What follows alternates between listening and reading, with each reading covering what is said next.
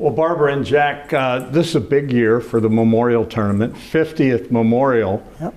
And Jack, the lady next to you is this year's honoree.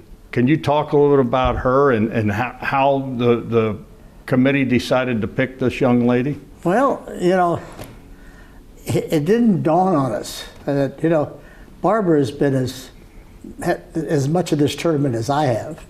And, my son Gary came to me and he said, Dad, did the Captain's Club ever think about honoring Mom? And I said, Gary, it hadn't dawned on me. And I called Charlie Meacham.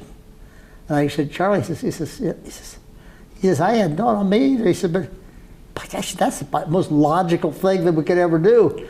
And he said, let me find out. Let me canvass the Captain's Club. He called me back the next day. He says, I canvassed the whole Captain's Club 100%. So, Barbara's received every other recognition in the game of golf. And, why in the world not here at Muirfield? And by far, now it's the most important thing that we've ever done. How did you find out, Barbara? And I know after they made the announcement at the end of last year's tournament, you were really humbled. But this is exciting. Well, it was very shocking, to tell you the truth.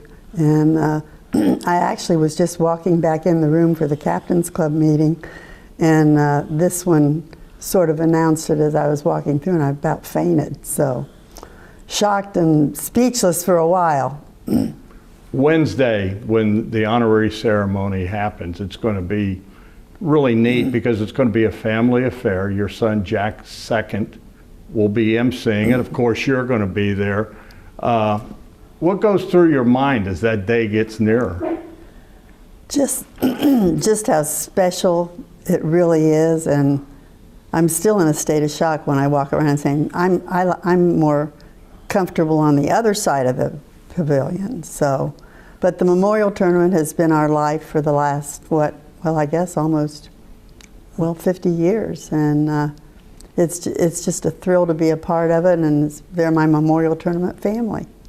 Jack, as she mentioned, family. This is a big year too. In July, 65 years, you two will have been married. Yeah, that's right. They say the old saying is, behind every great man, there's a great woman. Talk about what this lady's meant to you through your career and your life. Well, obviously we met when our first week in High State.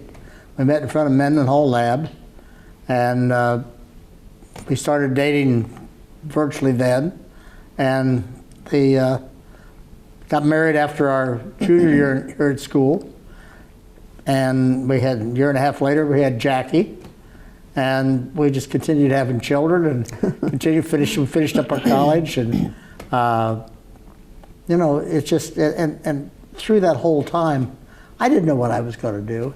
I mean, I was an amateur golfer at the time, but I did a lot of other things. And all of a sudden decided to play professional golf, and Barbara realized that, and she's got a little bit up here now, and she realized that I needed support. And so I never had any confrontation, nothing. I just always had support through all the time I played golf, and that's meant so much. I mean, you see some of these guys that come out and tour, and guys with other sports, and they're confrontation all the time. I had zero, and I had nothing but support from Barbara. I had nothing support from the kids. I knew my kids. She made sure that I knew my kids before they went off to college. We went to all the athletic events and everything else that they did related to school. So, and our kids are all close. They're here. They're all they love being around where we are.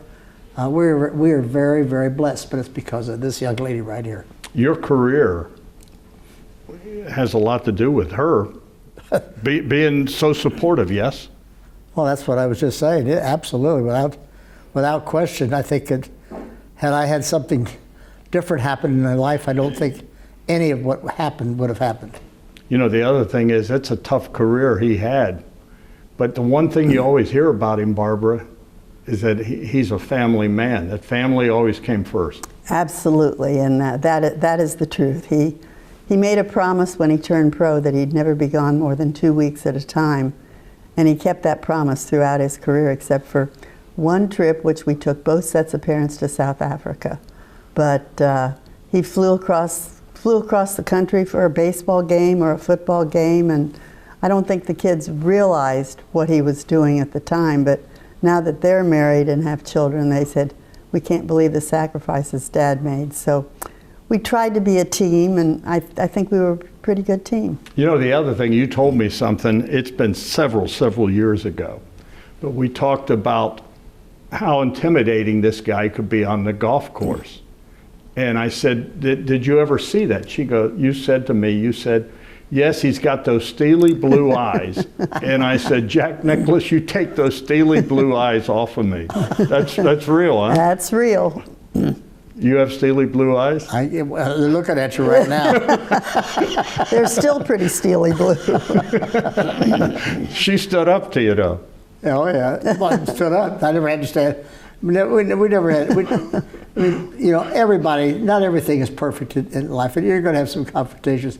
But we had so few, and they were resolved so fast that, you know, I feel like I've had 65 years of absolute, I don't know, utopia, I suppose. Ooh, that's great. Big word for me. Big word. 65 years, that's to be celebrated, Barbara. Yeah? That's a lot. Let me ask you this. You both created the memorial tournament. Your fingers are all over it. We see the honoree grotto that you put in, the whole renovations and everything. What are you most proud of, both of you, when it comes to what you've created in Dublin, Ohio? And I live in Dublin. I remember when I was a little boy, it was like a one-horse town. There was nothing there. And the reason I believe Dublin's what it is because of what you guys created in Dublin. Well, I don't know that we have one thing, but I know it always comes back. We're so proud that we've given over 41 million to nationwide children. So I think that's one of our real pluses because we always wanted to help children. How about you, for Jack? Well, you know, when we first came there, yeah, right. Dublin was a very small town. I remember playing basketball up there when I was in high school, little shoebox gym. I don't know what you call it, but it was pretty small. You run into the walls if you made it a layup. And, you know, it grew. We actually got sewer and water before Dublin from the city of Columbus, and we brought it back down to Dublin. A lot of industry has come into Dublin. Places going, I think largely because of Muirfield. And we're very proud of that. I mean, we did Muirfield Village to contribute back to a place that gave us so much. We felt like Columbus was our town that supported us, and that we were really, you know, felt very indebted to the area. So when we brought the memorial tournament back, that's what we wanted to do. Little did we know that it would help create a better community. And lit place for people to live and for people to recreate it and also to enjoy an event, and all those things have happened because it's hitting a little silly little golf ball, and we're so blessed and so pleased to see it happen. I mean, you know, there's not many of our friends are still alive that remember where it started, but it did start back with a lot of friends of ours, like, you know, Ivory Young and Bob Hogue and Pandel Savick, and those guys were great friends, and they work with us to get this thing started. And you know, but here's the kingpin to the foundation, I suppose you might want, however you want to put it. She put things together. She always made sure that what was done in the right taste, and done for the betterment of what is the betterment good for everybody. And so I'm very, very proud of what Barbara's contributed and what she's done, and for us to honor her this year is really very special. 41 million, and you know, we're at the annual Legends Luncheon. I mean, you know, I've often said it's not if you need nationwide children's, it's when. If you have grandkids or kids, you're going to go there. And you know, it's amazing that that's the charity you guys chose, and well, it's not amazing, it makes sense. Well, it saved Nan's life, we think, when she was about 11 months old. And we said that we were in a position to help others. We wanted it to be children, and Nationwide is a place that we think saved her life. So they've been our beneficiary from day one. We only wish that that 41 million could have been a lot more, and will be a lot more as time goes on. 50th memorial, big year, 50th, but you're going to be walking around First Lady of Golf as the honoree. Have you thought about, I mean, do you get goosebumps when you think about that week ahead that's coming? I do. I'm scared to death. But what a nice honor, and the people who did that have been our good friends forever, and this guy next to me has been pretty special. So, are you working on your speech for for the honoree ceremony? Kind of thinking about it. She's been working on it for about a month, and she's been done with it for a long time. Now she's rewriting it and rewriting it and rewriting it. So she's done. She's been writing for the last 2 months. I find her. She's back in a closet, sitting on the floor, pulling out papers that she does when she writes things. She'll do a great job. Now you're not allowed to tell all those stories. No, I don't know. Are there some stories we're going to hear? No. I just every time I turn around, when Barbara's got something to do, I'll find her back in her closet with a bunch of papers out that she's picking quotes from other people and so forth and so on. So I don't know what she's going to say, but it's always good. Whatever she says will be just fine. Last couple things. Obviously, the state of golf, the Masters was amazing. As you look at the state of the game, is it as healthy as ever, you think? I think so. I think that the PGA Tour and tournament golf is really doing very well. I think it was, as many mistakes as Rory made last week, and as many great shots he made to overcome that. What a fantastic Masters! I mean, it was a great event. I mean, a lot of people were there. Justin Rose played fantastic. A lot of other guys played well, but Rory just he wanted it, and he needed to win it. I sat down with him the week before the event. We'd sit there and said, Roy, I don't want to tell you how to play the Masters. That's not my place. I said, you tell me how you're going to play it.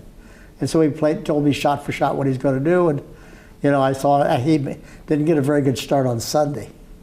And he told me, he said on the third hole, he says, when the pin's on the left, I'm going to lay it up short. I saw after he didn't get a good start, he pulled that driver out on number 3, and he whacked it right under the green, leaving the most difficult pitch shot in golf, and made birdie. I think that was really a key, that he went away from his game plan a little bit, but he needed to. And I was very proud of him. Roy's been a good friend, and we're very happy for him. Well, congratulations, Barbara. Jack, thank you. And we're looking forward to that Wednesday. Well, thank you so much, Dom. It's a very special day and very special honor.